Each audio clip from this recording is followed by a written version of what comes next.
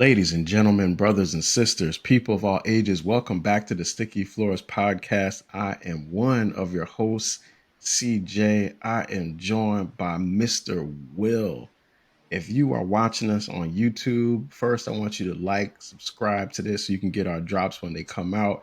Also, I want you to notice that Mr. Will is wearing a Superman shirt, which right away tells you that today we are about to break down the movie Superman, which is in theaters now.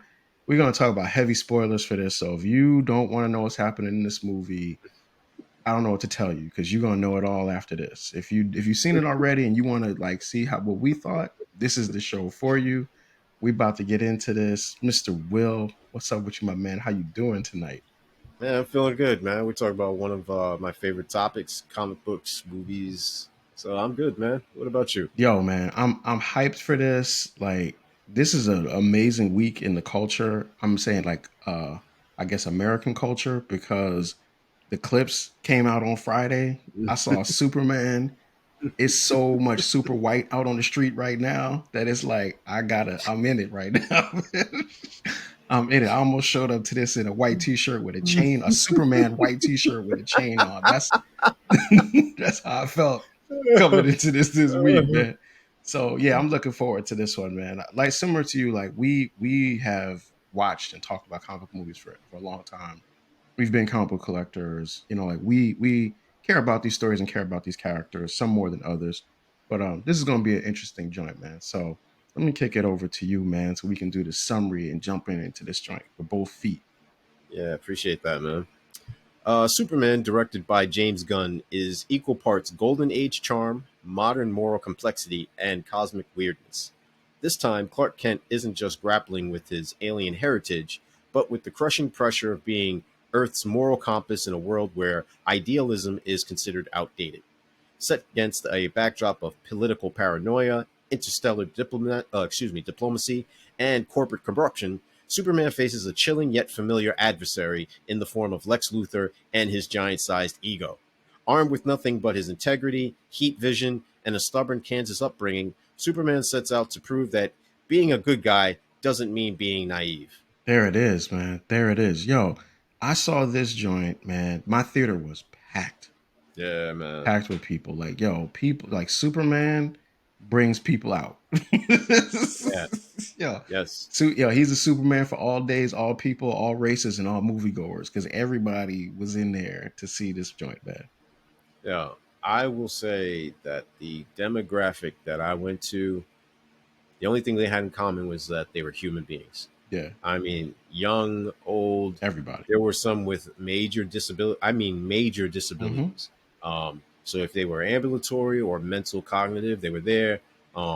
There was babies crying Yeah. because parents. I mean, no, dude. I mean, like there was every age group represented, every religious yes. background represented, every ethnicity, obviously sex. I mean, like everybody was up in that piece, man, Yeah. and it was full. I mean, I don't Yeah, it mean was. like Stay, yeah, packed. I mean like from the front to the back. I Mm-hmm. had to buy extra tickets just to create space. Yeah. So like they got their money from me, but like trust and believe, every seat was sold out. Yeah. And I looked for an earlier time too, and those are sold out. Yeah. This joint is gonna bring people out to the theaters. Yeah. I fully expect that it's gonna make a lot of money.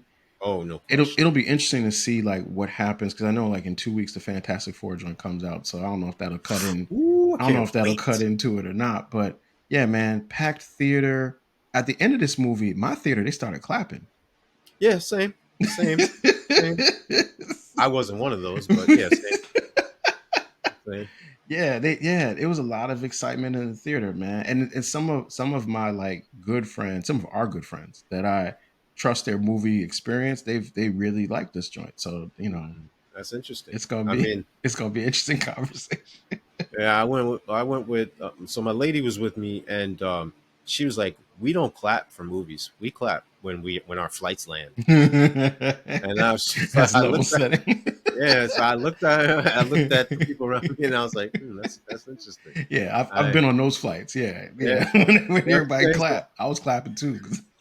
yeah, This so is a I just bumpy like ride, dog, and it yeah. wasn't no Superman to come and bail us out if it went Mhm. if it went sideways either, man. Yeah, nah, he's not holding up no wings. Nothing. You know what I mean? The Nothing. engine ain't giving out, or if it does, he ain't Nothing. going in there Nah. saying, "Yo, you're on autopilot." Nah, that's Nah. not happening. You a Netflix documentary.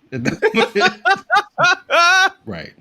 The plane that went down. You Yeah. in that joint like anyway, man. So Superman is back in Yeah. theaters. It's been a couple years. Yo, your overview was so good at pulling in all the elements of what's happening here because it's Superman, but it's Superman sort of like the classic ideals of Superman, trying to overlay that into the modern 2025 Yeah. world of, like you said, corporate corruption, government like kind of challenges and allegiances and all those things. And yet they're trying to tell the story about Superman like as this beacon of hope and morality in the world. It's funny too, man, because like everybody knows, or at least at least they should be at this point, if you're following this movie and DC and the makers as a whole, that they were also in talks to make a black Superman Hmm. movie. And one of the major reasons why they've kind of put the brakes on that is because they said it was quote unquote too woke. And Hmm. that's a loaded term, but whatever have you. But yet, I juxtapose that with this. This movie has a political statement that it's trying to make, Yeah, it does. several actually. Hmm. This movie has been modernized, and it now reflects a job world that was not the same as when Superman was first introduced Yeah. in the 40s. How So about that? therefore, it's like, well, what do you mean? Is this just selective, quote unquote, wokeness, or is it permissible when talking about truth, justice, and the American way, and Superman is the embodiment of it? What are we Oh really man. getting at here? Oh So, man. Good questions. Good questions. Because here's the thing, man. If you for anyone like if you've seen the movie, you talk like the tension sort of starts with this thing between Baravia and Jean Is that what I said? yeah, yeah, Okay, that's clearly Mhm. Israel Palestine. Like that's not even thinly veiled. Like what No, that how that is set up, and you know it's interesting because like we talked about this when we talked about Captain America: Brave New World. yeah, I like why I respect when movies try to talk about these like really kind of deep political or social issues. I also don't think that comic book movies do a great job of it no. because it always sort of is a half measure, and they put the hero in the middle of it, and the hero does what he does. Like Superman, absolutely 1,000% is on the side of the downtrodden, or the Hmm. oppressed, or the people that are being taken advantage of. So it makes sense that he's like riding with the people of John Poor. I know I'm butchering that, It's but all good, Dad. it's not a real place, so I'm good, right? But like you just said, if Superman is really about truth, justice, and the American way, well, how does he rationalize that then with being in America, which also has done a lot of the same things? It's funny. There's a Superman issue, and this is outside of um, the Superman it, later tellings where he tries to correct everything. I forget the volume. This is not a modern telling. This is like an older joint. This is maybe around like 60s, 50s or 60s. I forget what it is, but nonetheless, I digress. He goes around and he fixes everything. He creates like a ball of like perpetrating like almost like a sun, if you will. Hmm. So it slowly heats the polar ice cap so that it creates more land so that more people can go there.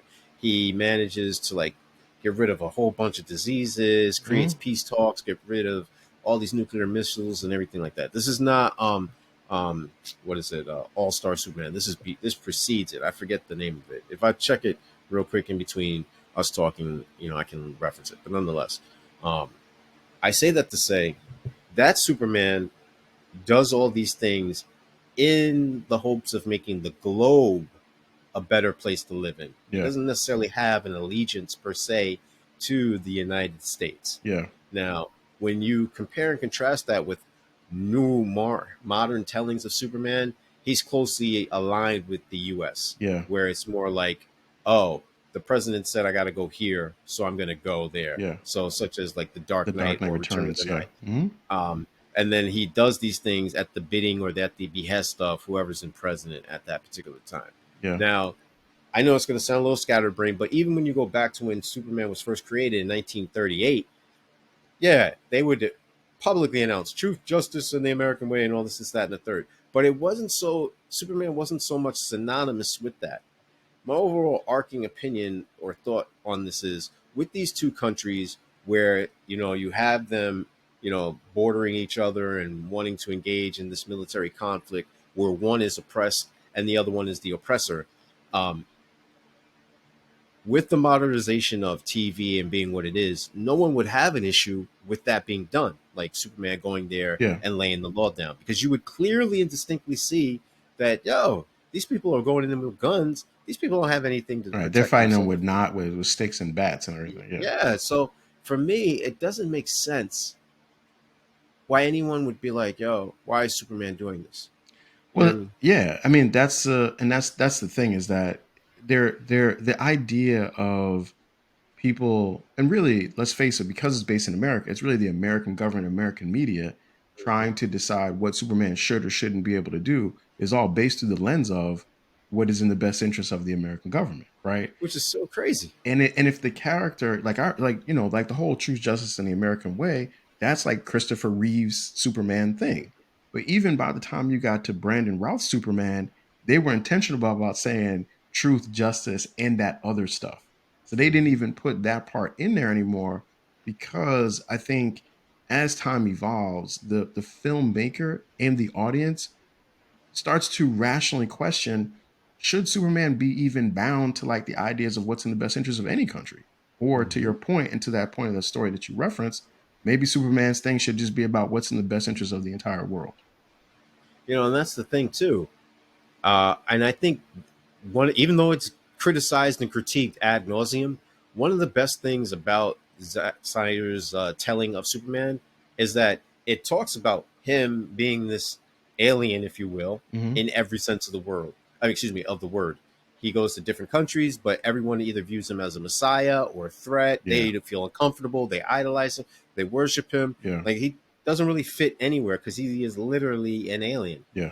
Lands in, I guess it's that South American country where he rescues the people from the building. From the But flood, one yeah. thing it but one thing it never ever like disputes or anything is that he's always on the side of what's right. And if you're doing something wrong, then there's something wrong with you, not him. Yeah. Whether you go back to Man of Steel when, they're trying to figure out, and lo and behold, it really is John Jones, the Martian Manhunter, who's Mm-hmm. doing all this, but whatever.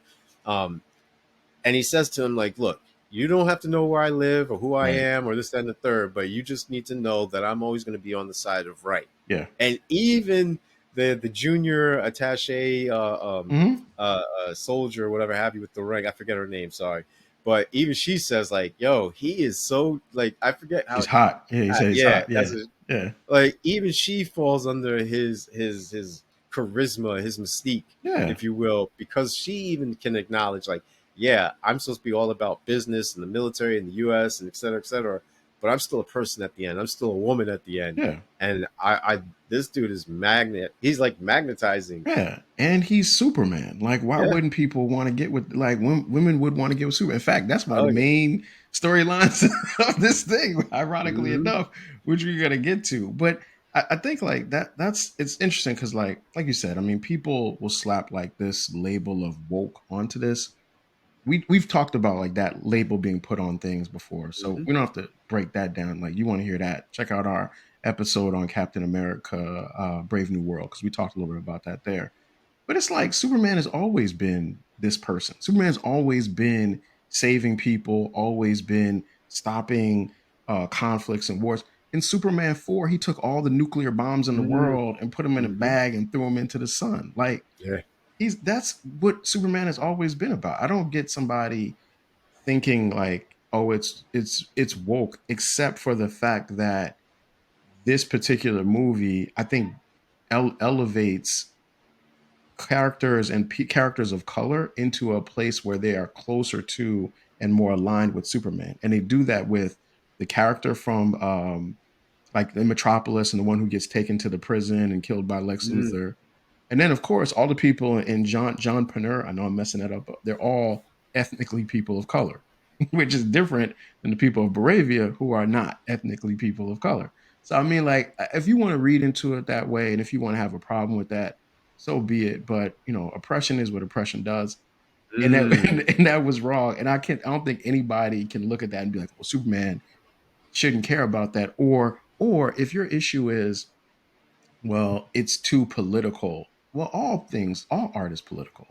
All art yes. is propaganda. Like, if you like it, buy it. If you don't.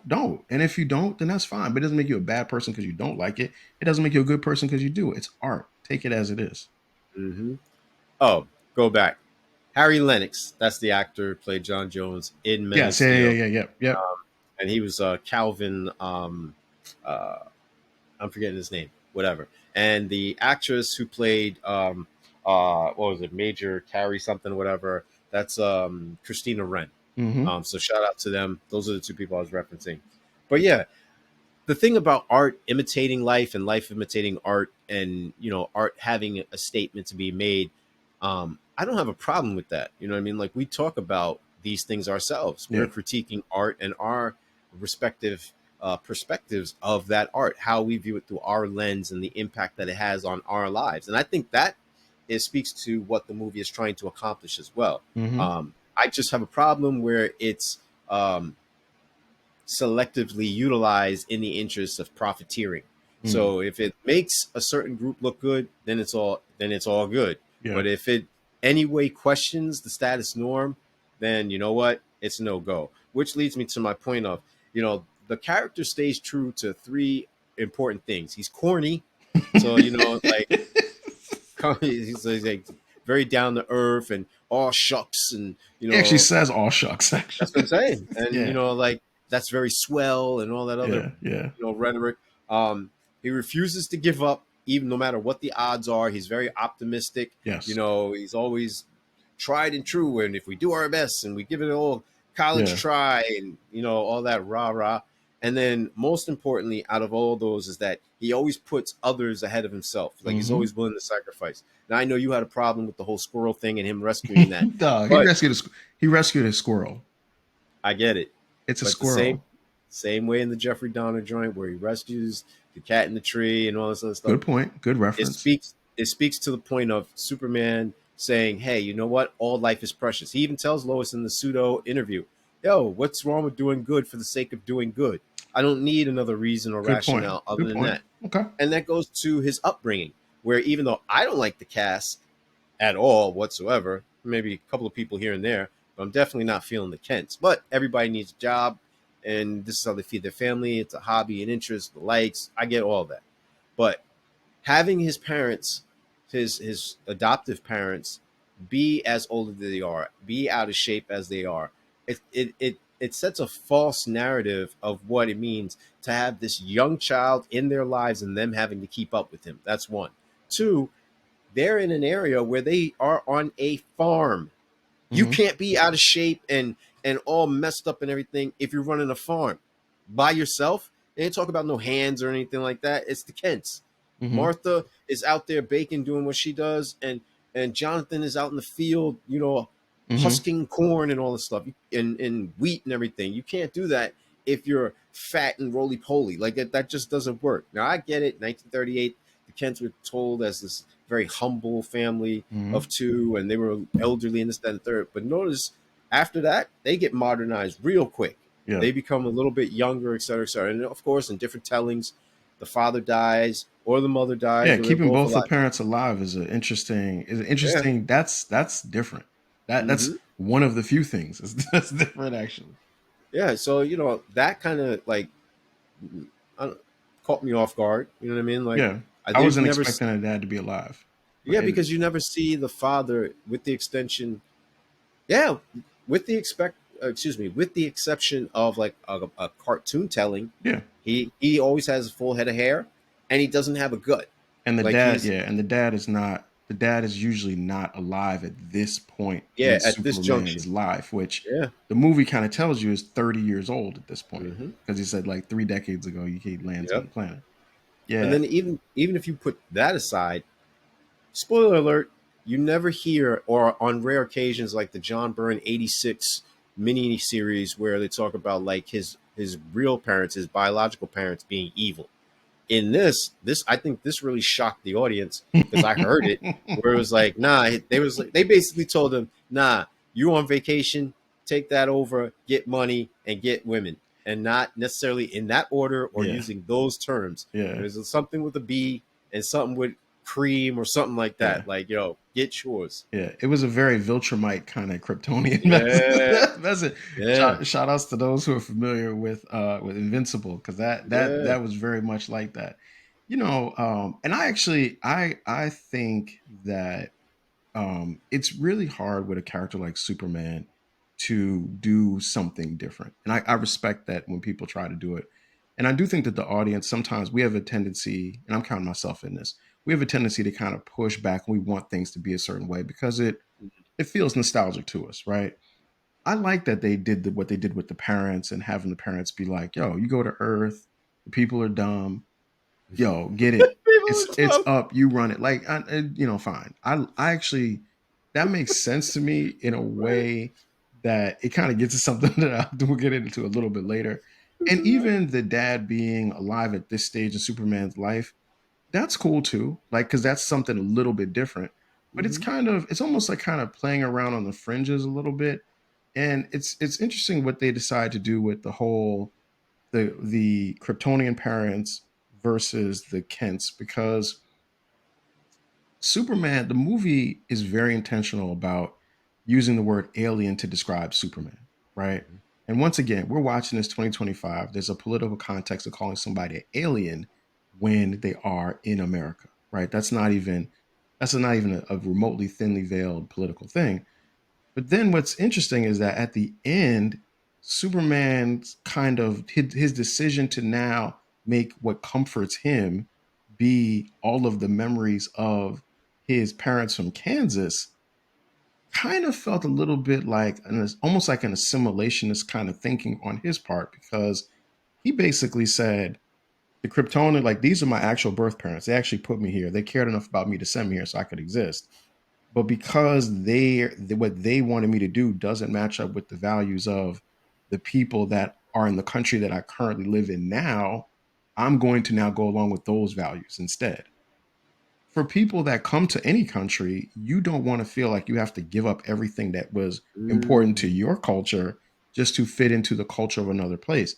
Superman doesn't have to become less Kryptonian because he lives in America, but it's almost like the movie is saying at the end, part of being a good American is the values of the Kents, not the values of the Kryptonians, even though Superman is a Kryptonian. So even considering him by the human standard it really doesn't even apply to him. You know, that's interesting. Jor-El and Lara, um, they're told in a way that's very nuanced, where Hmm. they're not all one thing or all the other way, in the opposite direction, which is different than any other telling because you will have a Marlon Brando, you Hmm. will have what's his name, Russell Crowe, Hmm. depictions That was like where my favorite Joe was Russell Crowe. Yeah, the Man of Steel. they're Yeah. like, hey, my son, I love you, Hmm. and you're going to be very benevolent, and you Hmm. always try to put your best foot forward. Like very practical, yet also very optimistic goals in which they try to instill in him. Um, whereas this is totally different, and I like Bradley Cooper, but it's interesting now to see him in this figure, Yeah. in this role, and saying like, nah, I don't know if it's a Philly thing, jokes Philly, I'm not hating on you or whatever, but it's just very different to see him saying like, you know what, no, we care about you and our species primarily first and foremost, and therefore anything after that is second. Yeah. And we sent you to this planet intentionally because they're docile enough for you to take over and run things your way, and that our people can once again flourish. Yeah. That's different. That's a different telling, and I wasn't expecting that. And like I said, it's one of the few things that I think the movie tries to do that's a bit different. And Mm-hmm. I appreciate that. I do really wish, and I'll say this like just as a person now who's seen every Superman movie and Smallville and Lois and Clark, The New Adventures of Superman and Superman and Lois and the cartoons, I just wish that they would do a little bit more different with it. And we'll get to that a little bit more in my hate, but it's just like I appreciate any effort that there is to try to make things a little bit different in the films. And I think though that can only be done with the introduction of new villains. Yeah, So we gotta kind of like get away from Lex Luthor as the primary, adversary in that. So you yeah. may have to introduce a dark side, a Mongol, Mm-hmm. Metallo, Parasite, even Livewire. Like you're gonna have to introduce those level threats, maybe build him up to where he's stopping, not just the everyday thug, but Yeah. then the lesser tier of them all the way graduating up to, a dark side Mongol, something along those lines where it's really challenging him and have Lex Luthor in the background where he may create a Superman clone. Instead of saying Ultraman is also Bizarro and they go into the Yeah, pseudo yeah. They Phantom version. put them all together. They did. Yeah, they're this amalgamation of trying to throw everything in. Like that's the part where I have so many problems with. James Gunn 1 minute is introducing us to Metamorphoso for the first time on the screen, Mm-hmm. introducing us to Mr. Terrific for the first time on the screen, Mm-hmm. and then all of a sudden he's not doing justice to these other characters. Yeah. Um, I have a problem with that. Well, maybe there's just too many characters in the movie. Oh, Maybe that's the problem. Maybe definitely. because it's Guy Gardner and Hawkwoman and Metamorpho and Mister Terrific and Superman and Lex Luthor and Ultraman and the Engineer and Crypto. It's like it's so many characters in it that it makes it hard, I think, to give all them their time. And it's like I'm glad you brought up James Gunn because I like the Guardians of the Galaxy movies. Like Guardians of the Hmm, Galaxy hmm. 1, I really liked. 2, not so much. 3, I think was probably the last really like comic book movie that I would say I really, really super liked. I think he does a good job at doing like ensemble cast movies Hmm. when there's like clear connections with him, which is why I think like some of the best scenes actually are the Justice Gang together Yeah, more that so is correct. than like the all these random disparate characters. But the other thing is like I think he really excels with writing and showing characters that are not maybe as popular as the main thing. Superman is so well defined. Lex is so well defined. Uh, Lois Lane is so well defined that maybe they're a little constricting. He's got more room with some of those other characters, so he adds like a depth to them that I think makes them more interesting to see on screen. Oh no, when he's in his bag, when he's doing things the James Gunn way, part of those things are bringing obscure characters to the forefront and No having them doubt. remain endearing and having them be something of almost like a cultural reference point. Yeah. Like Peacemaker. Yeah. Like once John Cena was given the interview, everyone in the Knew audience, there was at yeah, least yeah, where I yeah. sat, Everybody's thought, they yeah. they immediately like clapping Yep. their hands, happy, and everything like that. So I get it. Even when they had the whole Starro thing in the background, there were audience That members was who were funny, right? also Yeah, applauding that was everything as well. legitimately a funny scene. Yeah. So there are certain jokes that he tells that are like, very humorous and funny and things like that. And then there are also jokes that miss. The whole harem thing. I don't Yeah. know. Like that Yeah. didn't land too well with like Superman is over here being a boss pimp now. Like, Yeah. That's a like little I different. Yeah. That's gonna be a okay, strong pimp hand. yeah, for real, for real. But I just certain things just I don't know. They just didn't land as well. Maybe in his head he was like, "Oh, they're gonna have I'm gonna have a Yeah. rolling like this Yeah. on this joint," but nah, sorry, James, it wasn't it. Yeah. It wasn't Yeah. it. But I mean, and this is the other thing too, is like when I watch this, you know, I wonder if this is almost like the movie that James Gunn is making now because Superman Mm, 2, and there's absolutely gonna be a Superman 2. of course. If that is will give him a chance to really branch it out some because I know that he can write Hmm. serious things I know he can direct a serious film because that story with Rocket Raccoon in the last one that was serious and I like the things that he did with that. I know that he can get there and he can balance that kind of seriousness with humor. I just didn't really see it here, and maybe this is like sort of like, the first time out, you got to color in the lines a little bit to try to make sure that you get the credibility to do what you really want to do. I would be very interested to see if the next Superman movie is like plays out like this one, because if it does, to me, that really actually wouldn't be that attractive. See, and that's the thing, though. You're touching upon where the accountants and the upper executives at Warner Brothers get their panties in a twist, get their boxers in a twist, where they're like, hey, you know what, this is too woke, so we can't give you this movie or whatever have you. Ta-Nehisi Coates is attached to this, so David Zaslav is like, nah, we're not going to go in that direction because it's too woke. Hmm. You know, once you start penny pension and you start worried about this, and then they're telling the creative people what they can and can't do and placing all these restraints, now you're going to have a problem. And the problem is going to be, who is our target audience? Yeah. Are we trying to get money from those in China? Well, what about the tariffs going on and this, that, and the third? So now you're thinking, now you got to basically hire a political advocate or some type of social worker or sociologist. And then you got to hire a psychologist to do this, that, and the third. Like, there's just too many chefs in the kitchen. Hmm. You got to really let the director and the screenwriter, if they're not one and the same, be who they're going to be.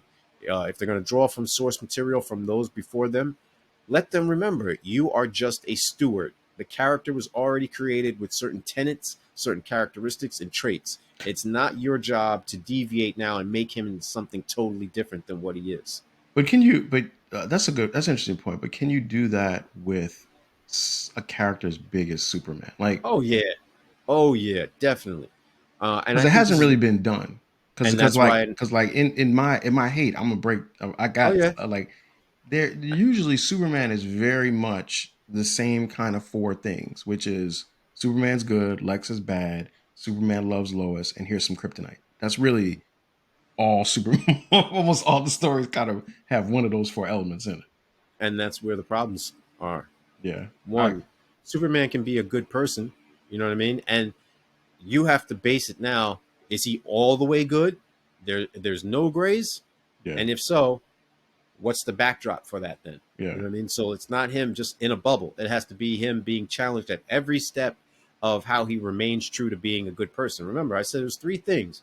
He's corny, he's always putting his best foot forward, and he's always willing to sacrifice himself and yeah place others, their needs and their interests ahead of his own.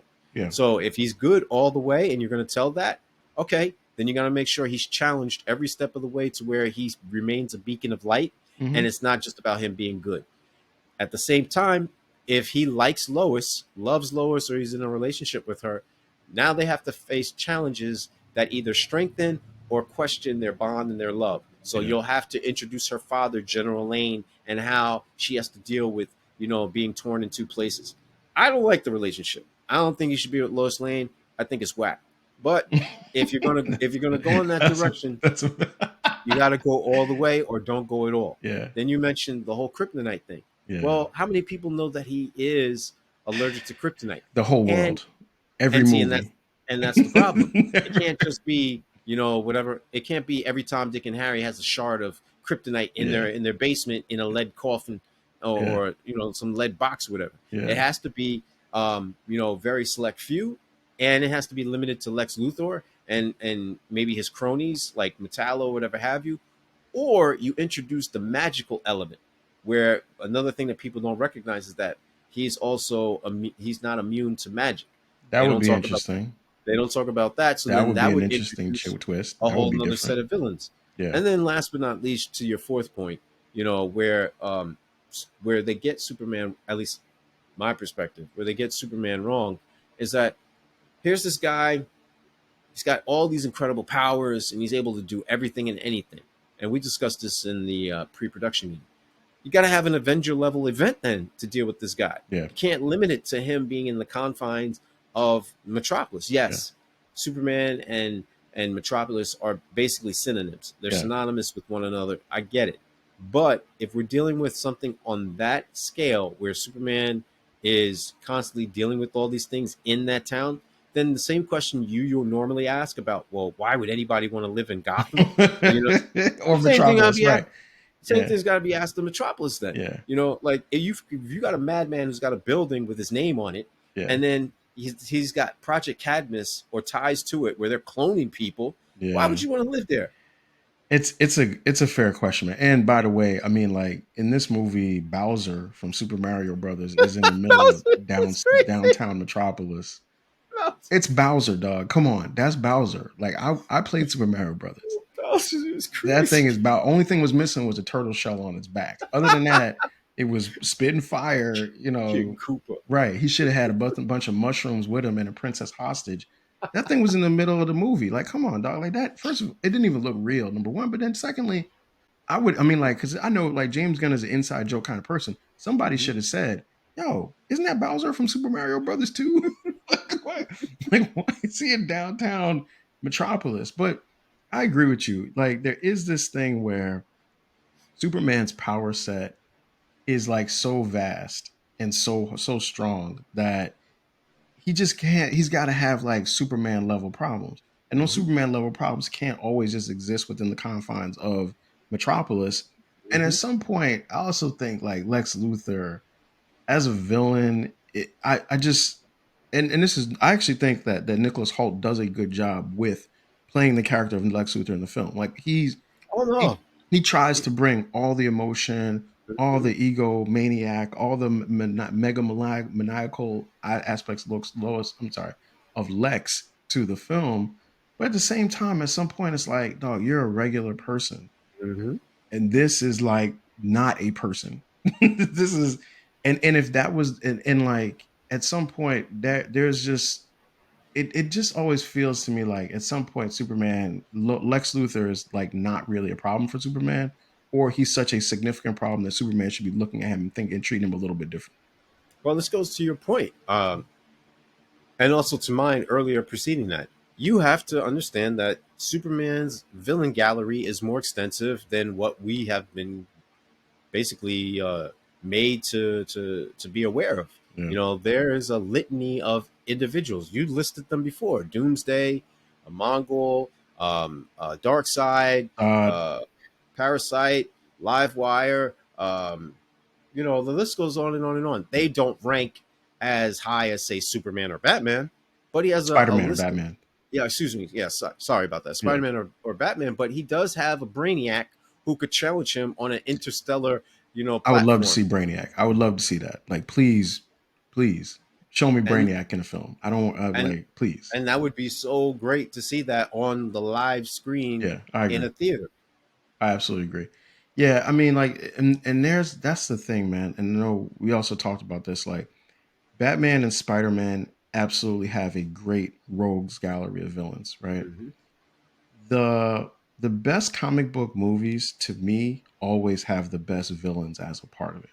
A Yeah. villain that usually challenges the hero not only physically but also mentally. It has to do both, and is viewed as a legitimate threat to that person. Hmm.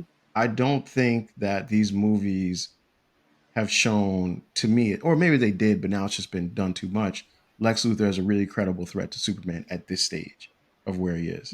Spider Man, there's always somebody who could like maybe kill Spider Man. Maybe Venom can kill Spider Man. Maybe the Green Goblin kills Spider Man. Batman is a man, so he's already a little bit more vulnerable. His villains could kill him. So, like the stuff that Lex has to come up with to try to mess with this dude is like it's at some point it's just like like magical thinking in a way. And even Lex's team, like what kind of job description is it where you can get some people that are going to sit in a room and play with a clone of a person and try to kill that thing with that? I mean, like, who does that? Like what? Like these dudes in there high fiving each other, like, yeah, we good. We killed somebody that was saving people. Like, what are you doing, dog? Yeah. like Lex is bad, but the people that work for him is worse. I'm glad I wasn't the only one who felt this way. Like literally, there are females in the room who you would think their motherly instinct would kick in. Nope. They were like, yo, keep going, power up, XL1, L7. Like they were giving him all types of instructions, him being Mm-hmm. Ultraman, on Mm-hmm. how to defeat Superman. Yeah. Or they'd be like, yo, have I forget her name, the character who was basically a cyborg at this point, Oh, where she engineer, was the engineer. Yeah. engineer. She was talking, but I mean her real name. That because he referenced it. He said something like Yeah. Sasha or He whatever, showed some and concern for her at the end when she yeah, got banged up. and Yeah. and then in turn, the women are over there chanting her name too. I Mm-hmm. forget.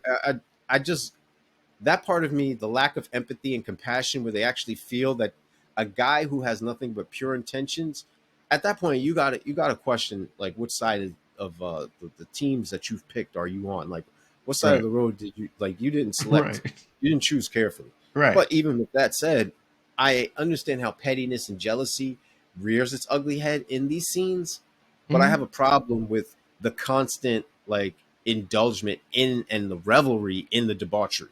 Yeah. Yeah. I mean, Lex. Yeah. By the way, did you pick that Otis was black? Yeah, He'd man. be Black Otis. Yeah, that was funny. I caught that. But yeah, I mean, like Lex, like I get it. Like Lex can be evil and all those kind of things, but it's like I just think it's hard to find. Maybe I'm thinking too good of humanity, but I think it's hard to just get a bunch of people that could sit in a room and be like happy that they're trying to kill somebody who absolutely is saving lives. Like you might not like he's alien, you might not like that he's more powerful than you. I get it. But Superman's probably saved somebody you know or you at some point over the Well, six last 3 degrees of years. separation, Right. I and mean, like I, I he get had it. to have saved your grandmother at least once for you to be sitting there thinking, do I really want to press this button and try to kill this dude? Well, that's my thing. Like, I get the whole xenophobe stuff, if that's your thing. But simultaneously, I'm like, all right, I haven't seen Lex Luthor in the suit with the kryptonite blasting from his chest or whatever. So what's the difference between him and Vandal Savage? You know what I mean? Yeah. Like, I want to see, maybe a Silver Banshee or Ultraman if you're going to really do him right, like from Earth 3, or I want to see, like I don't know, Alexander Luthor, and you want to talk about, Crisis on Infinite Earths, that would be something of where you can introduce all these other individuals. But in the interim, you know, and this is going to get into what I did like about the movie. I'm glad to see that they're bringing these obscure characters slowly. Okay. Like the bowl haircut Guy Guy Gardner. Gardner, Yeah. and Yeah. I like and that. and I'm glad that they brought in Mister Terrific. Hmm. Uh, you know, Hmm. having the world exposed to these characters, where it's like, nah, comic books aren't just shoot 'em up, bang bang, silly stories, whatever have you. Like these characters do have depth. There Hmm. can be a richness found in them, in which quite frankly, other movies draw inspiration from, where they get their ideas from in order to bring these things to life. And Yeah. then, I think the other thing, right before I just conclude, another thing I liked about the movie is that, you know, not retelling his story again. It, Yes. like, Agreed. I don't want to hear about his origin. We all know Kansas, Yes. rocket ship crashes, planet blows up. Like, Hmm. that's been told to death. We don't need to hear it ever again.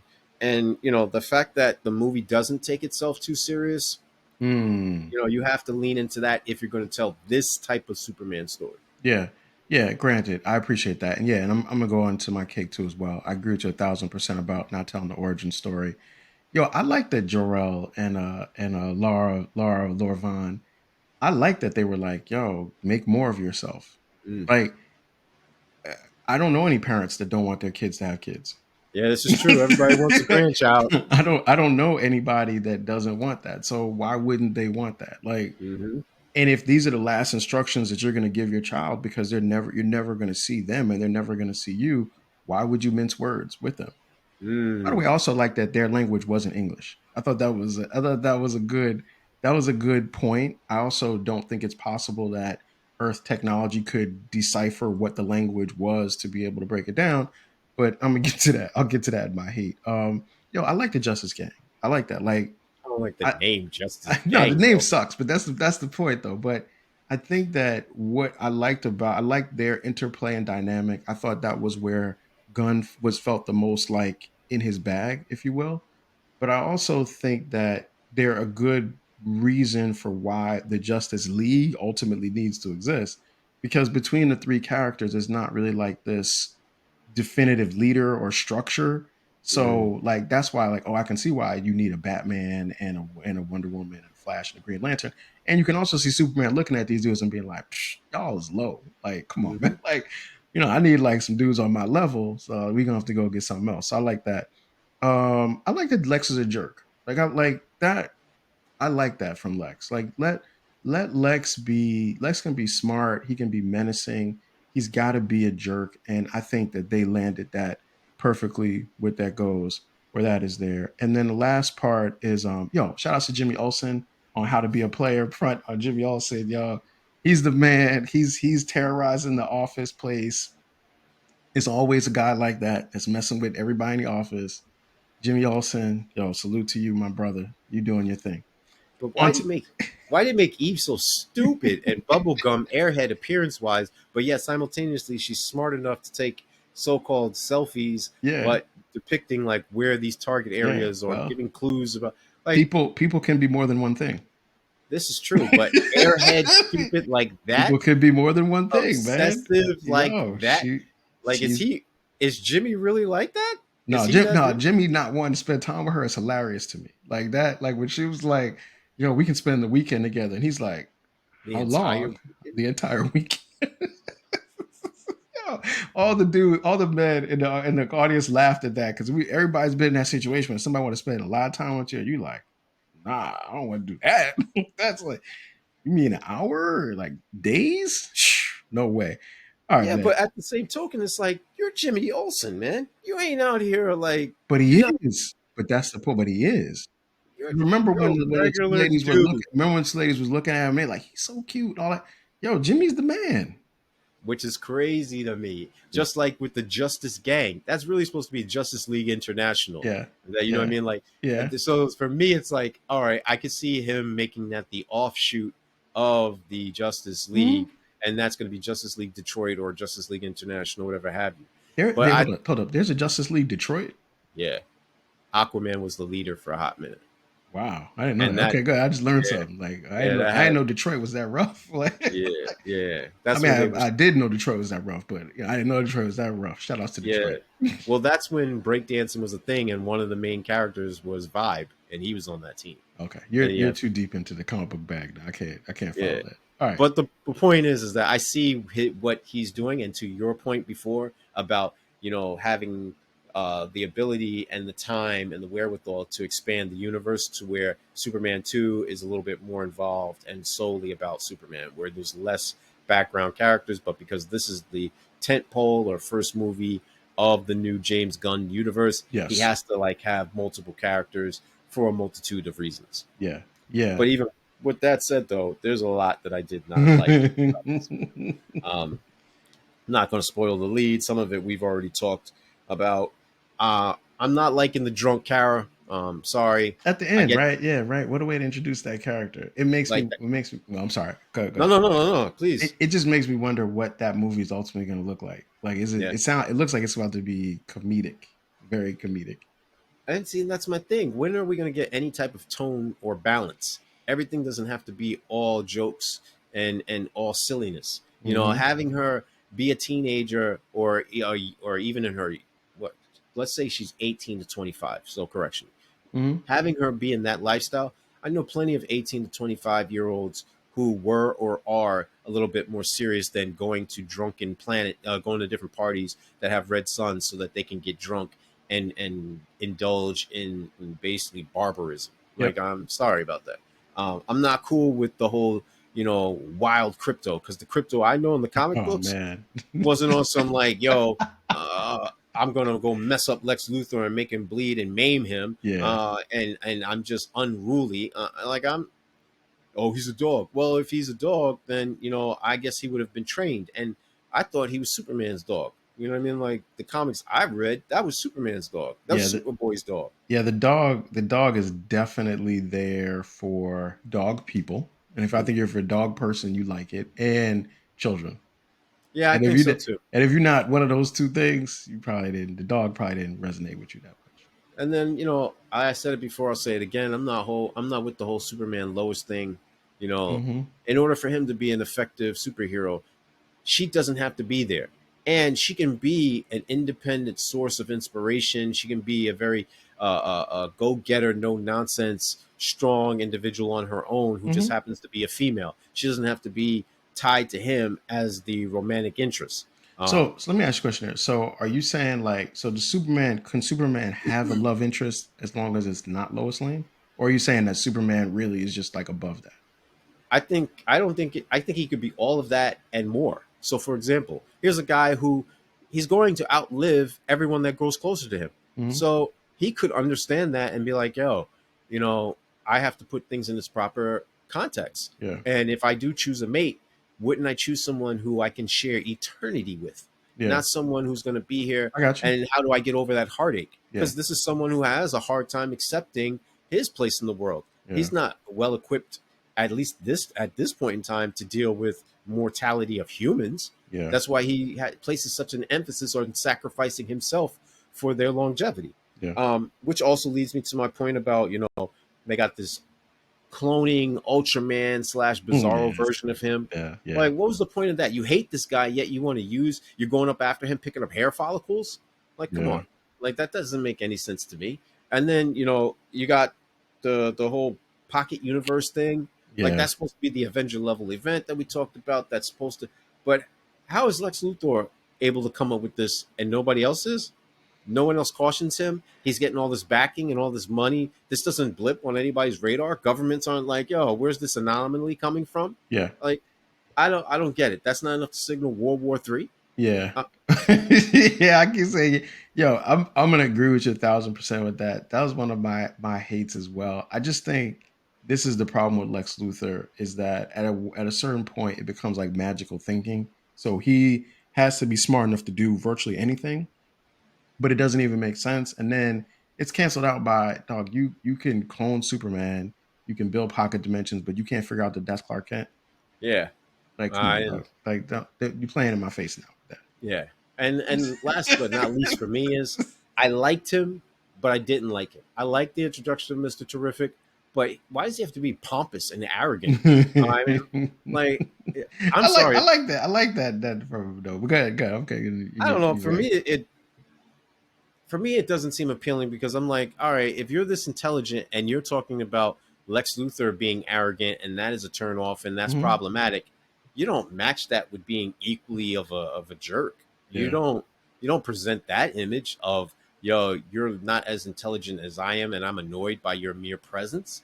yeah. Do I you don't think? need your help. Do you think he was? Do you think? I was thinking like he was almost channeling a black exploitation character, Oh yeah. superpower Oh no. character like that. With like even, and I know like some of that stylistically is just how the character is. And admittedly, I don't know anything about Mister Terrific before watching this, Mhm. but it just felt like kind of like 1970s black exploitation version of a character. And I don't know if that's how he is in the comic books or not. I didn't. I liked. I was fine with it, but that's kind of the vibe I got from him. Yeah, well, see, the thing with Mr. Terrific is basically he's at the human peak of everything. Okay. Intelligence. He's the third smartest person in the DC universe. He won Olympic gold in the decathlon. So, like, this dude, he can do everything and anything. He holds like Okay. 10 degrees. Like, So he he's a basically, regular person. yeah, he's a regular dude. He doesn't have any injections or Oh, okay. super formula or anything like that. Um, he's just basically he is on par with say Ted Kord, aka the Blue Beetle, Batman, Bruce Wayne. Like he's on par with those individuals. He's on par with Lex Luthor, except he's just not evil. So when you said he's the third smartest person, who are the first two?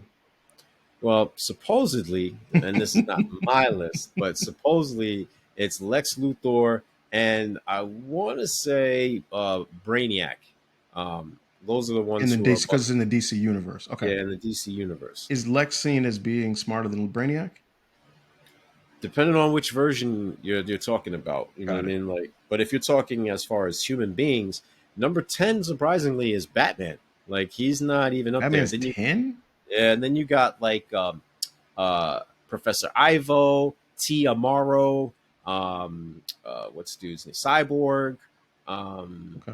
I mean, there's a couple Cyborg is others. plugged into the whole internet. He should be. I mean, isn't he like he's like a chat Supposedly his GPT now, right? He like supposedly his IQ is only at like 170 he though, and should just be having like Grok 4 at now. you would think so, but That no, is not- on most I mean, lists he's not. shouldn't Cyborg keep upgrading his intelligence as the internet keeps upgrading? Like at some point, Well, let's just put it isn't like he a this. Terminator or something? Let's just put it Isn't like he the this, though. architect of the Matrix? Yeah, I mean, some would think, but Batman managed to put in a virus in him in Yeah, Injustice, and he's managed to keep monitors, yeah, and he's managed to create um, a just in case switch protocol, hmm contingency plan that yeah, could supersede all of his programming. yeah. So Batman's greatest power is plot armor. There's no, yes, it is. Batman's got Yes, it plot is. armor for anybody. All right, man. Anything else you got on the not light front, man? I mean, we've pretty much covered it. You know what I mean? Okay. All right. What I you got? you hit most of my joints, bad actually. Yeah. I mean, this is just two. So one of them, just real quick, and this is a very interesting like juxtaposition, I think, between the style of James Gunn versus the style of Zack Snyder. Zack Snyder made the conflicts between someone like Superman and anything that would mess with Superman to be dangerous to the whole world, or at least extremely dangerous to Metropolis. I feel like this movie kind of lowered the risk that was involved in some of the stuff that Lex was doing. Like at the end, like whatever that black hole was that was creating a fissure in the world, that's not going to be as simple as just zipping your pants up to fix it. Like there's got to be millions of deaths that are associated with that. But I feel like the movie was really intentional about not showing you that part. Like you didn't see like people, kids, and old people falling into the hole and being dead. Like you didn't.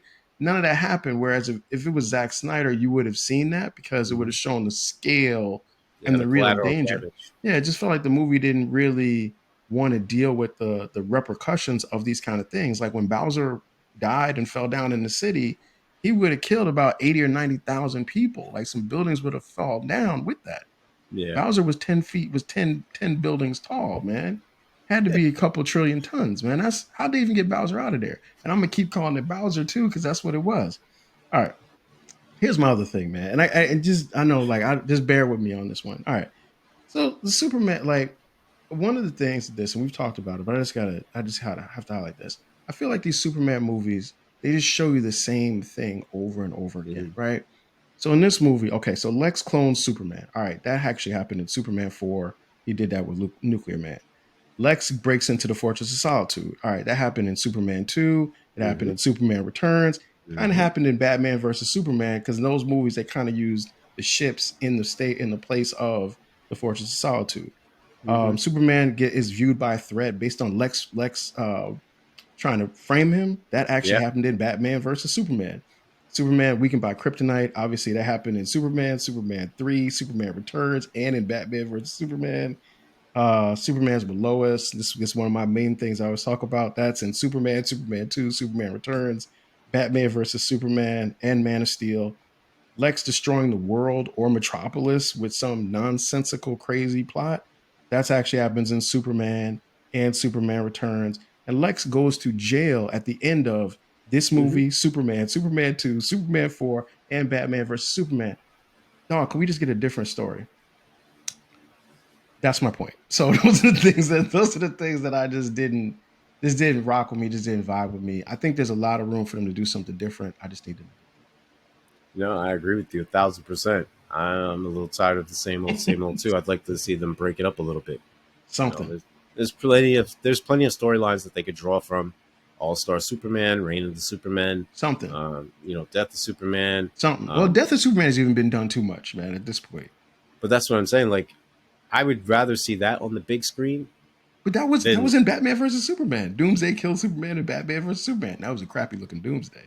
But that's Yeah. my point. They made General Zod into Doomsday. Nah, Yeah. if you're gonna Yeah. do it right, if you're Yeah. gonna do it right. That's what Yeah. I'm saying. Like Yeah. I'd rather see that than anything else. I mean, you could even go so far as put up what happens if Superman has to fight Superboy Prime. Like, there's so Yeah. many things you could do. You know, there's plenty of storylines they could draw from. Is my point. So, all right. So, we're about to get to the questions. And what you just said is going to it's going to make me ask a question I was just thinking about. So, I know I give you the heads up on this one. Do you think that Superman would be better? I'm saying live action would be better as a television show as opposed to a movie. Yeah, definitely television stuff. And Okay. and I don't think this is a reach or me creating new water here. It's been done. Yeah, Smallville Smallville and was Lois and dope. Clark. Yeah, a lot of people Before like it. Smallville. Yeah, Yeah, and so was Lois and Clark just recently that just concluded last year. Like oh, Superman and Lois. Yeah, that last was my year. dog. That was my joint. Yeah, those like that those was my joint. joint. That was my Yeah, joint. But I liked it because they tried to do something different. They got him out of yeah. Metropolis. He's in Smallville. They got him a wife. They got him two kids. The villains weren't all the same. Hmm. Last season, granted, but yeah, I got you. All right. Here's some other questions for you. All right. So there's a lot in this movie. Is there anything that you saw, any storyline that you think should have been either closed or made shorter, or like something that could have been expanded on and more could have been shown from there. I think that's the problem with the movie because everything could have been shortened and everything could have been expanded and made into its own movie. It was so Okay, much of everything all in once. got it, got it. All right. All right. So, what's my next question? Sorry, I'm looking through this. All No right. worries. So, we talked about Lex's staff, so I'm not going to do that one. Okay. The Kryptonian technology. Should American science in 2025 be able to do anything with this super advanced technology from another galaxy? No, no. But I guess this is supposed to be the world of magic meets science meets other things going on as far as like extraterrestrials, whatever. Like Superman's not the only alien on this planet, Yeah. so therefore, I guess maybe they're drawing from other inspirations that they haven't Yeah. gotten into just yet. So we'll see. I'll give them the benefit of the doubt. So this brings it. So this makes me wonder this question. So why doesn't Lex just become a wizard? Like, why doesn't he go out? Why doesn't he go out to Carmitage? Why doesn't he learn from the ancient one? I know I'm mixing John. I know I'm Yeah, I mixing know, things together. but I get your boy. Why does he become a magician then? Do something that's better than I'm going to beat you by, with brawn, like brain over brawn. Which that Because doesn't even then, make sense because Superman's actually should be smarter than him too. yeah, and that's my point. I think that's the point I'm going to get at, which is he's too arrogant to be like, yo, I don't know this, and this is outside my realm of science, technology, a man pulling himself up by his bootstraps, et cetera, et cetera. Hmm. I have to now enter the realm of sorcery, wizardry, all of this. No, that's not practical. That's not science. That's not logic Got it. Got it. That makes sense. I guess yeah, it makes sense within the context of the characters. All of the right. character. So you mentioned the three smartest people, but I'm going to ask you your opinion. Or is Lex Luthor actually more intelligent than Bruce Wayne?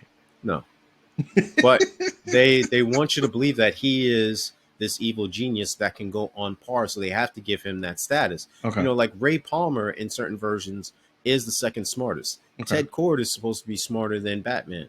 um a bunch of the bunch of the evil people like T.O. Morrow, Dr. Tomorrow, or Professor Ivo, Okay. these people are supposed to be smarter. The Brain, all these people are supposed to be smarter. But for me, Batman is in real life, if you will, in Yeah. these scenarios, applying multiple applications to these settings. Like he is a polygoth. Like he is literally out there. He speaks all these multiple languages, able to be the world's greatest detective, and it's bar none. He's able to be at the pinnacle peak of human conditioning, et Right. cetera, et cetera. So he's able to apply these things in real life in all areas simultaneously. Yeah. So, all right. So let me. So that's interesting. Then, so what the comic books then want us to buy is Lex Luthor is smarter than Batman, smarter than Mm-hmm. Bruce Wayne. Yet it seems like everyone really believes Batman is a greater threat to Superman Oh yeah, than Lex Luthor is. no question. And I think what they touch upon is Batman's grit, determination, and his singular focus on getting the job done, no matter what the cost. Whereas Lex Luthor is maniacal because he's an egotist, he's a Okay. narcissist. And they explored that in this movie. Matter of fact, they do in all the movies where it borders on insanity. Yeah, Like, yeah, you he really dumbs think out. He you're, he crashes out at the end of this one yeah, for sure, man. Yeah, yeah. yeah, dude crashes out. Yeah. All right, cool. So talking about Lex Luthor. Lex Luthor's been on a lot of things, a lot of movies, and everything. What's your favorite portrayal of Lex Luthor? Yeah, for me, it's the version from the Superman, the animated series that used Okay. to appear on CW. Yeah, Um, the black one. yeah, I I'm joking, but he did look black. yeah, he did, he the did, the body build swole black Lex. yeah, he did, and the reason why I say that is, um, he was arrogant, yet he was suave and debonair. He He was, yeah. was, he was. I mean, like Clancy Brown, he did the character a justice by his gravitas and the way his voice and the Hmm. enunciation. Like he had that sinister thing going on. So for me, it's the Clancy Brown animated version of him. Got it. Now, water gun to your head. If I had to ask you for the live action one, which would be your favorite live action version of Lex Luthor?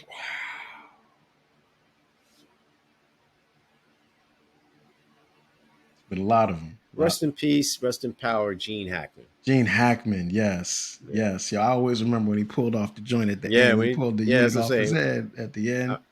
which Yeah, was comic book accurate because he did have curly red hair. So yeah. I like. Yeah, I like that one I'm too. gonna go with Gene Hackman. Cool, cool. I like that too. All right. What's your three? All right. So there's a lot of Superman movies. Give me your Hmm. top three. Just three. Not no four. Three. No. My three aren't even live action movies. They are animated movies. Okay. Okay. Let me go to my list real quick. Okay. I don't want to get them wrong.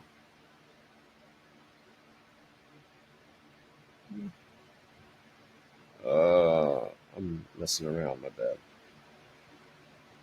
All right. So you got. So these are going to be Yeah, they're all. all animated ones. Okay. Yeah. All right. So the animated So top number three. three is All Star Superman. Okay. Um, Yeah, I saw that. I just happen to like that version of that story of that Mhm. telling where Yeah. he just goes all out. I'm gonna go. I know this is gonna be controversial, but I just like this one for some reason. I liked Superman Apocalypse, where Yes. him and I saw Batman that. Yeah. team Yeah. up. Yeah. Yeah. Like Yeah. I like that one. I don't know. It just hit on so many things for me. And then last but not least, I mean, well, excuse me, number one for me. And I know people are going to say this is crazy or whatever have you, but it's the first time where I really see them no holds no barred is Superman Public Enemies, him and Mm-hmm. Batman. Yeah. I Like remember that. I think that's number one for me because like you get the contrast of the light and the dark between the two, the practical versus the optimism. And I know you didn't ask, but Timothy Daly is arguably my favorite. Like he's like 1B. My favorite, everybody knows, is Henry Cavill, but Mhm. I got to give Timothy Daly some shine. Like I really liked his version of Superman. So it's interesting because, like, I know in the pre-production you were saying how how much you like the Superman animated series, Yeah. and like how much the comic books and that helped to define the character Mhm. of Superman. Do you think there's a case to be made that DC is better off making these as cartoons Oh as yeah, opposed to trying to make them as movies? yeah, man. Because one, you like we talked about in your earlier question about movie versus series. Like you can spend more time fleshing out the character, et cetera, et cetera. Yeah, you can. Simultaneously, when you see a real life person flying in the air, or whatever have you, I noticed that people switch. They have something within them where they can't see that this is fantasy or Mm, nonfiction. I mean, mm, this is not reality. Like it's yeah, nonfiction. It's not nonfiction. Um, they can't make that switch. So yeah, if you see it as as a cartoon or whatever, you lose all of that apprehension. You lose all of that this whimsical, nonsensical stuff. Like that goes out the window. You see yeah. it for what it is, entertainment. Yeah, that's a good point. That's a good point. I wonder, like it's 2025 and this movie's coming out now. Mhm. And it's like, I know that there's a competitive thing between DC and Oh yeah, Marvel. easy. I There's a part of me that feels like that battle's kind of already won and over.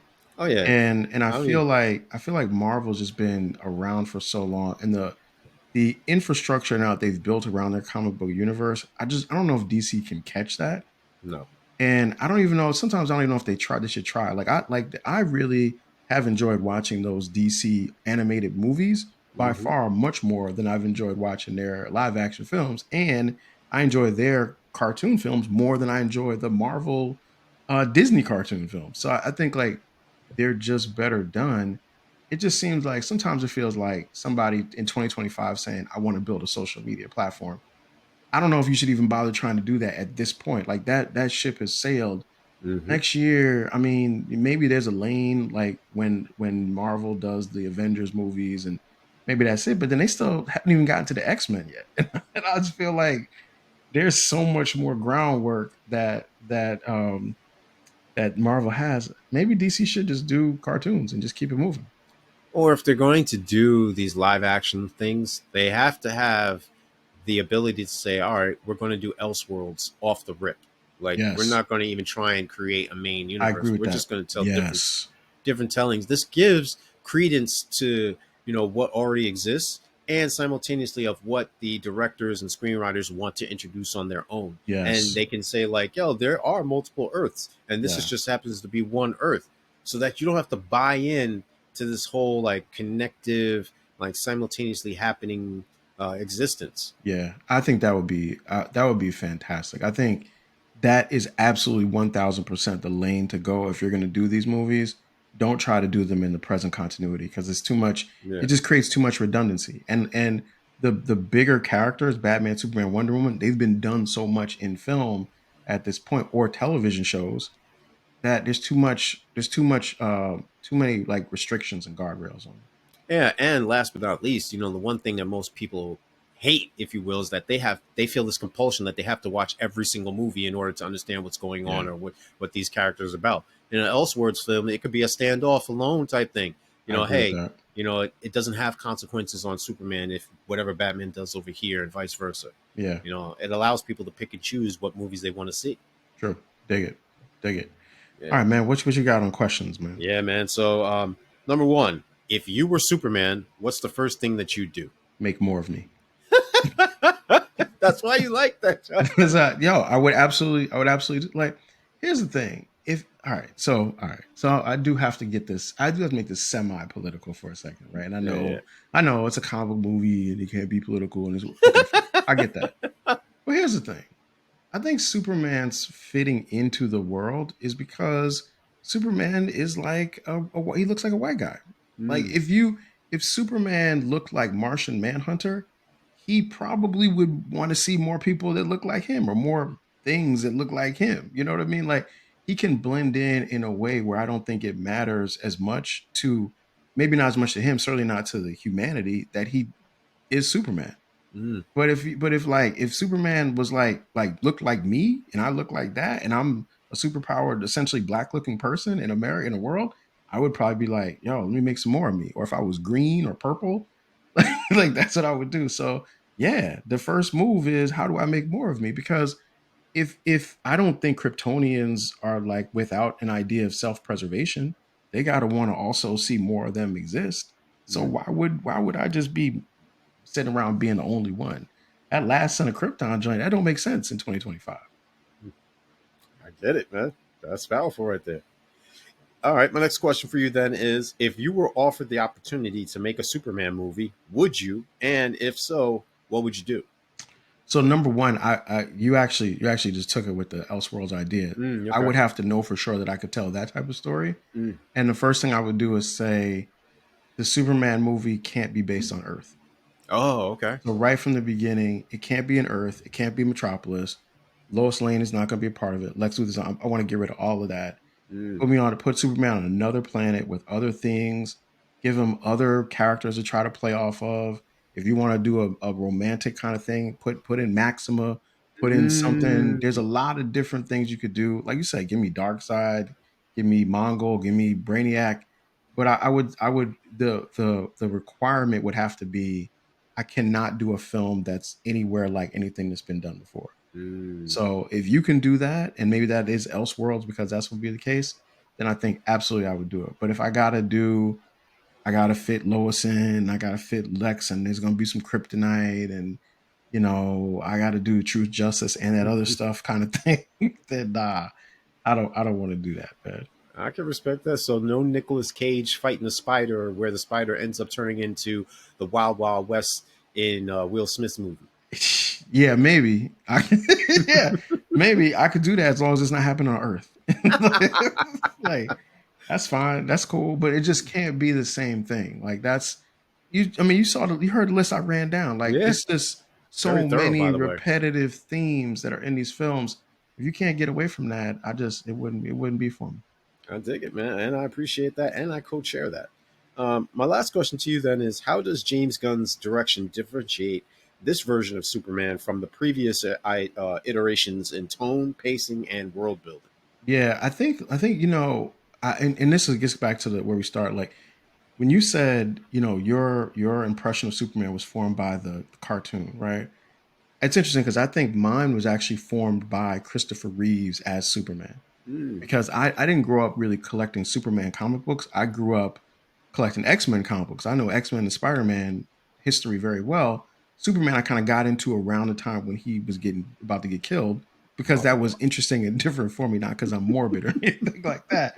Right. But it's like I think James Gunn's idea of Superman is a lot based on a contrast from Zack Snyder's Superman. Mm, Both in the, okay, I'm not gonna have him in like a super onesie for lack of a better term. Instead, I'm gonna add the shorts back to it again. It's kind of like I'm gonna go back to how things were. You know, when you're mm, watching the movie, it's extremely bright, especially in Metropolis. Everything yeah, is like, summer 85 degrees at 1 p.m. where everything is like, and you can tell they turn up the contrast a lot in those scenes, which differs a yeah. lot from, the Zack Snyder kind of style. And then the way that the risks and threats are dealt with is different. Like Mm, there's, like I said, Bowser falls in the middle of the street, nobody cares. The world gets cracked in half, essentially, nobody cares. Like there's not like these stakes that were a part of what Zack mm, Snyder's world was. And I get it. He's creating a different universe. I do wonder though, what will that mean when they try to make it like really threatening? If everything is kind of like you said, lighthearted. And I mm. think that's cool. And like for some people, this will be their version of how they look at Superman moving forward. But I think this particular direction is more of a contrast to the Zack Snyder thing than anything else. Wow, that's tough, man. So, what do you got for popcorn then for this flick? Yo, man, I thought about this. I went back and forth on this for Mm, a minute, man. I'm gonna land at about 3 boxes out of 5 on this. It's absolutely it's not a bad time in the theater. I didn't feel like I wasted my money or my time was taken from me. And sometimes that has happened. But it also but it also wasn't like I loved it. And I wouldn't even necessarily say to somebody, yo, you absolutely need to go out and check and see this the same way I would mm. have it with like a Guardians of the Galaxy 3, for example. I got you. I'm with CJ on that, man. Every point that he made, I concur, and I'm going with 3 boxes as well. There it is. There it is. All right, man. So, hot takes, man. Mr. Will, what's your hot take on Superman? Yeah, I've got three that are all really just one, Okay. and it's all about the depiction of Superman. Okay. Um, so one, like CGI just mentioned, there has to be a retelling of Superman, and the hope is that people take something positive from it. And what I mean by that is, some people grew up where Henry Cavill is their Superman, some Mm-hmm. with Christopher Reeves. All of them have their pros and their cons. Mm-hmm. Brandon Ruth made a good Clark Kent for some people because of his naivete and his clumsiness and the way that he showed and demonstrated that he was just a regular guy bumbling through his way and trying to figure out what's what. For some, it was the intensity. For Henry Cavill, and the focus and the determination. You could really see his strength within his facial features, his mannerism, his gestures. And for others, it's Christopher Reeve, where he is the pinnacle of what people perceive Superman is. Yeah. I just say that, what, the closest we're going to get may be they borrow a little bit from everything and it won't top out. But we've got to try and understand that, there's no such thing as a Superman. So it's going to be an upward hill battle. But with that in mind, you can't allow these movies to continue to remain stagnant, which is where we're at right now. We're, like CJ just mentioned, we're repeating the same thing over and over, and they're holding on to these past elements of him for a particular reason. And the writers, as I mentioned before, have to understand that they're stewards carrying on a tradition which they are allowed to experiment, but it should be within certain guidelines. And a lot of them tend to go in the opposite direction, a la Injustice Superman. But with that being said, a novel approach would be, which we talked about before, is understanding that a black Superman is really what Dun, Superman dun, is. dun. Superman gets his powers from the sun, Mm-hmm. melanin. Superman is forced to assimilate into a society that isn't his own. Mm. Superman is recognized as a so called alien, a Mm. foreigner, someone Mm. who is given second class citizenship, who is looked at with distrust and with basically skepticism that is just automatically Mm. no fault of his own, Yeah. even though he's tried to present the best version of himself amidst any and all hardships. Yeah. Sounds And familiar. and this may be crazy or whatever have you, on top of the so-called craziness that I've already spouted. But this guy lost his parents, Mm-hmm. is adopted by another set of parents who come with a traditional set of values, apple pie, baseball, et cetera, and they have try to love and care for them as best as they know how, even though they know he has another name, comes from Hmm. another land, another culture, another set of norms and mores, and they have somehow tried to say, look, we will allow you the ability to have that, but your name is now this. Your Yeah. religion is now this. Your language is now this. Interesting. Yeah, that's a good one, man. That's a good hot. That yo, Black Superman be super woke like that. That's absolutely make that as a cartoon before you try to fit that as a movie because I would want to see Michael B. Jordan as Superman. yeah, I know they were. I know they talked about that at one Mm-hmm. point. That would be really, Superman is kind of like Space Jesus, and it's like Oh, people I, don't want to see Superman look a different way than Superman looks.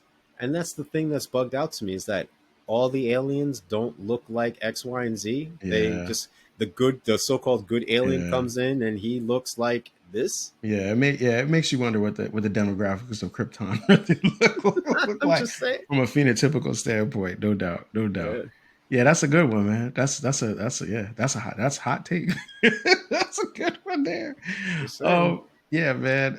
For me, I would just add that this move. So Superman is coming out now, 2025, but now there's been over these last few years a lot of Superman like things that have come out. So obviously with the boys, you got Homelander, Invincible, you got Omni Man, you've had Hancock on film. And then a lesser movie that a lot of people probably haven't seen, but is very interesting is that movie Brightburn, right? And they show these versions of characters where they have Superman sort of like Superman's powers, but they're not Superman. And I get that the whole what makes Superman is that he is Superman. But one of the things that this movie kind of made me think about was why doesn't Superman actually think or behave like a Kryptonian and not like a human being? Mm. Like I get the nature versus nurture thing, and I get that you can say, well, he was raised a certain way, but as anybody who has kids knows, you could raise your kid any way you want to, but there are certain behaviors and character traits and things that are come out that are not explicitly what you taught them. So it's always so I think that there's a lane to say like why does Superman think about the world like a human being would? Why does he even see himself as a human being? Why doesn't he ever just say like, yeah, you know what? Like this oil is bad. I'm gonna get rid of it. Like the Superman Superman the Quest for Peace, like Superman 4. It's interesting to me that they don't really ever write Superman as being a little bit removed and a little bit distinctly different from the ideas of a regular person. Because as you said many times, he's not a person. He's not going to age past where he is right now.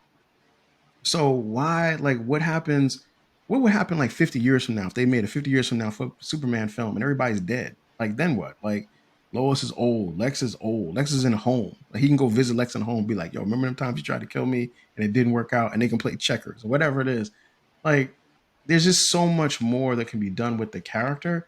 And I think he gets limited because even the writing wants to see him as a person when in fact he should be an alien and he should think about things differently and he should behave differently on occasion in the films. I take That's it. my hot take. That's what I got for y'all. I take it, man. There it is. There it is. So look, man. So that's our breakdown of Superman in theaters now. We talked to you about everything in the film. Just spoilers. He wins in the end. I guess. I don't know. Oh, maybe you thought he wasn't, but he does. He's Superman. He wins in the end. But look, so that completes that one. Once again, the Sticky Floors podcast is available wherever you get your podcasts. We are on Apple Podcasts, we're on Spotify Podcasts, we are on YouTube Podcasts, we are also on Instagram. We got a Threads page. There's a lot of ways to interact with us. Please do so. Subscribe so that when these drops come out, you get them. Next week, we're gonna get it grounded back down to the street level. Went in too deep, so it's no Supermans in there and don't no Superman fans in that joint. And we'll see you next week. Peace.